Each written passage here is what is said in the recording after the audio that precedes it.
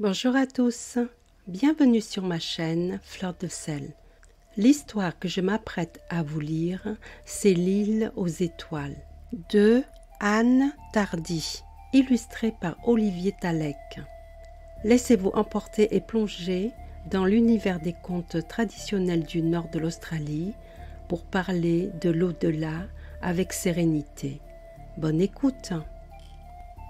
Il est midi, le campement est silencieux.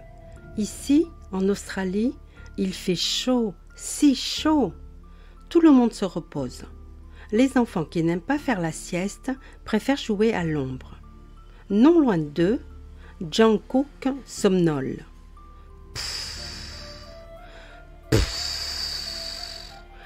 Il est très fatigué. Il a vécu si longtemps. Cette nuit-là, Wandjuk ne dort pas. Il est maintenant très vieux. Il a eu une belle et longue vie et il sait qu'elle va finir bientôt. Il regarde le ciel au-dessus de sa tête. Il cherche son étoile préférée, celle qui disparaît un peu avant le jour, l'étoile du matin. Wandjuk ferme les yeux. Une feuille emportée par le vent se pose doucement sur son front. Il ne la sent pas. Il vient de mourir, juste avant le matin. Alors l'esprit de Wandjuk quitte son corps.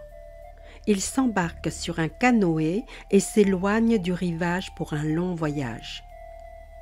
Il emporte avec lui des coquillages remplis d'eau pour la soif et des fleurs de nénuphar à grignoter quand il aura faim.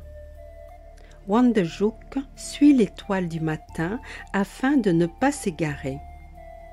Malgré les vagues et le vent, il ne perd pas de vue la longue corde de lumière qui flotte derrière l'étoile. Enfin, Wandjuk aperçoit une île au loin. Est-ce une île déserte? Pas du tout. Elle est peuplée d'une foule d'esprits qui se pressent à la rencontre du canoë pour savoir quel est le nouveau venu. Qui est-ce? Qui est-ce? Les esprits le reconnaissent. Mais oui, c'est le vieux Wandjuk. Ils lui offrent de beaux yams, ces patates douces que Wandjuk aimait tant. Ils sont tous contents de se revoir. Wandjuk est heureux d'être là. Il cherche l'étoile qui l'a guidé. Sans elle, il ne serait jamais arrivé à bon port. Où a-t-elle disparu? Est-elle tombée dans l'océan? Non, ce sont des poissons volants. A-t-elle explosé dans le ciel comme un feu d'artifice? Non, ce sont des nuages blancs. Il cherche, mais l'étoile est introuvable. Introuvable, vraiment?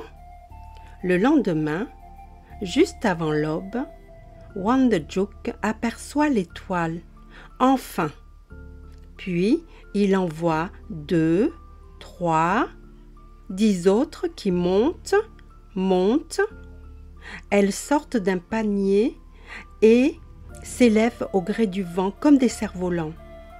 Les esprits dansent et les guident en chantant « Oh hey, voler sur l'île Melville.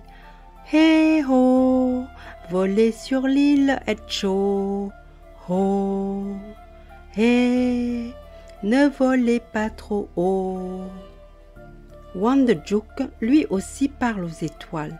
« Dites à mes amis que je suis bien arrivé. » Les étoiles sont loin maintenant dans le ciel.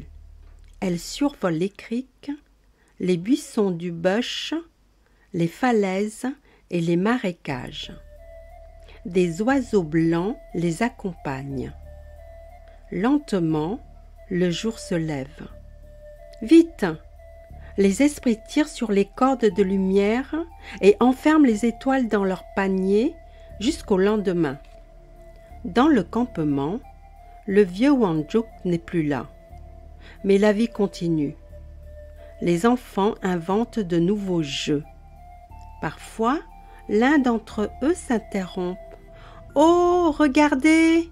Et tous lèvent le nez pour suivre les cacotès blancs qui passent au-dessus de leur tête. Crec, crec, crec, crec. Ce sont les messagers de Wandjuk qui viennent donner de ses nouvelles. Et voilà, c'est fini. À bientôt les amis.